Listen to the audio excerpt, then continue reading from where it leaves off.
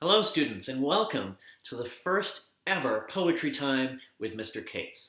I'm Mr. Cates, and tonight we're going to be reading two poems from two of my favorite poets of all time. They're amazing. And the first one is very fitting for the first ever Poetry Time because it is about reading poetry. We're going to be reading Introduction to Poetry by Billy Collins. And in this poem, Billy Collins is taking on the perspective of a poetry teacher talking to his students about how to read poetry and sort of what they do normally and what he fights against. So it's kind of a funny way of thinking about reading poetry. Let's go right into it. This is Introduction to Poetry by Billy Collins. I ask them to take a poem and hold it up to the light like a color slide, or press an ear against its hive. I say, drop a mouse into a poem and watch him probe his way out, or walk inside a poem's room and feel the walls for a light switch. I want them to water ski across the surface of a poem, waving at the author's name on the shore. But all they want to do is tie the poem to a chair with rope and torture a confession out of it. They begin beating it with a hose to find out what it really means. So in this poem, he's basically saying, you know what? Don't analyze too much. You don't need to find out exactly what every word means, what every metaphor is, what every simile is, what every symbol is. You just need to sort of get out of it the enjoyment. He's saying poetry is about more than the meaning. It's about the way it sounds, the way it feels, the way it looks, the way it bounces off your teeth. It's about the experience of it. So when you're reading poetry, I mean, those metaphors and those symbols and those similes, they add to the experience. They help us see what it is the poet is trying to say, what they're trying to get across to us. But if we take those poems and if we analyze them to death, then it's not fun anymore. It kind of loses the whole purpose of poetry, which is to be interesting and short and fast and quick and out there and to get an emotion out of you. So we're not going to be doing that. We're just going to be talking about a few of the things about each poem that we talk about and just getting an idea for how the poem sounds, how the poem feels on our lips. It's going to be fun. The next poem is by another of my favorite authors, and his name is Wilfred Owen. Now, Wilfred Owen was a soldier in the First World War. He sort of a sad tale because he ended up dying in the war, and a lot of his poetry was sort of telling the world about the horrors of war, about how awful the trenches were, the mud, the filth, the blood, the bombs exploding, the bodies, all of the terrible things. And he did it through his poetry, which is a different way than other people had seen it. I mean, you've got to remember, this was before so many movies and so many television shows about war. People didn't have real strong sense of what was going on. There were pictures and stuff, but didn't get the feeling of it. So this poetry is very visceral, meaning it's very gut feeling. It puts a lot of images in the people's minds. It makes them sort of feel what it's like to be on the front lines, to be in harm's way. And so his poetry is really important for that reason. This poem talks about a group of soldiers that are walking from one place to another in a line, trying to get there. But they're so tired, they're not even registering all of the violence that's going on around them. until something pretty terrible happens. And there's a little bit of Latin in the poem, and we're going to be talking about what that means at the end and what he's trying to say.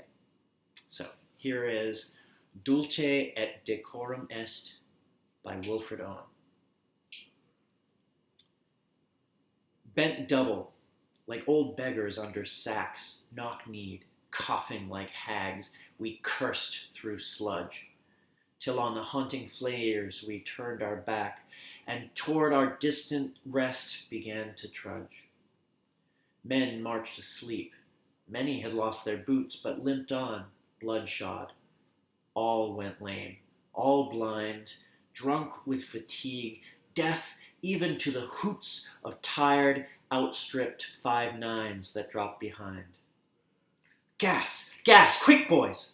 An ecstasy of fumbling, fitting the clumsy helmets just in time. But someone was still yelling out and stumbling and floundering like a man in fire or lime.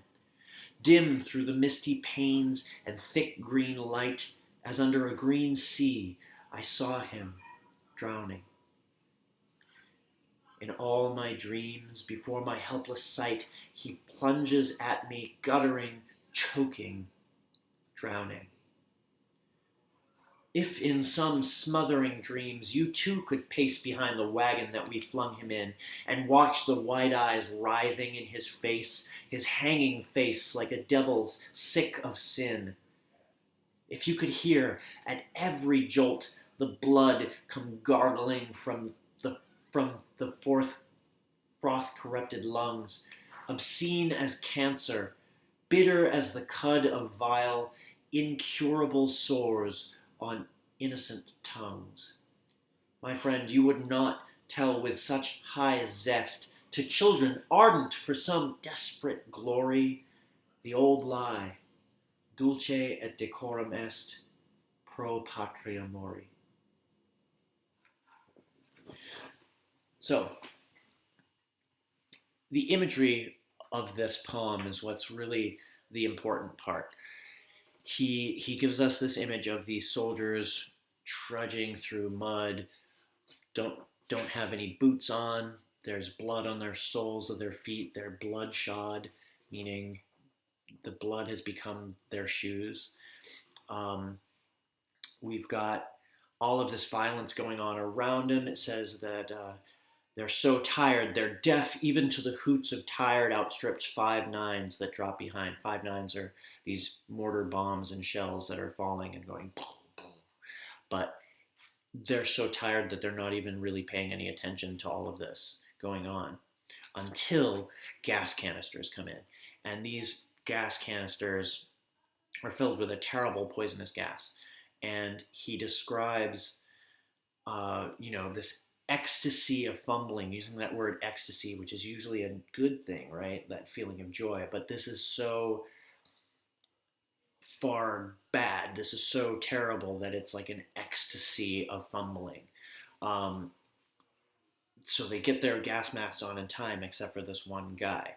And he describes through the misty panes, the panes of glass, the thick green light, I saw him drowning. He's drowning in the air. He's drowning in this poisonous gas. And he calls out to the people that are basically telling everyone, recruiting people for the army. And he's saying, if you could be here, if you could walk behind this wagon that we put this dying man in and listen to his gargly, awful blood coming out of his lungs, if you could hear that, you wouldn't easily tell this lie. And the lie that he's talking about is this Latin line, dulce et decorum est, pro patria mori. And basically what that means is, it is the best, most noble thing for a person to die for their country. And that was definitely thought at the time. A lot of people use that and say, oh yeah, it's noble to die for your country. Brr, England, Britain, America. You got to be, in service. You got to do this for your country. And he's saying, like, yeah, if you were here, you wouldn't think that. You wouldn't tell that lie so easily. And that was a little darker than the first one, but still. Two awesome poems by two awesome poets.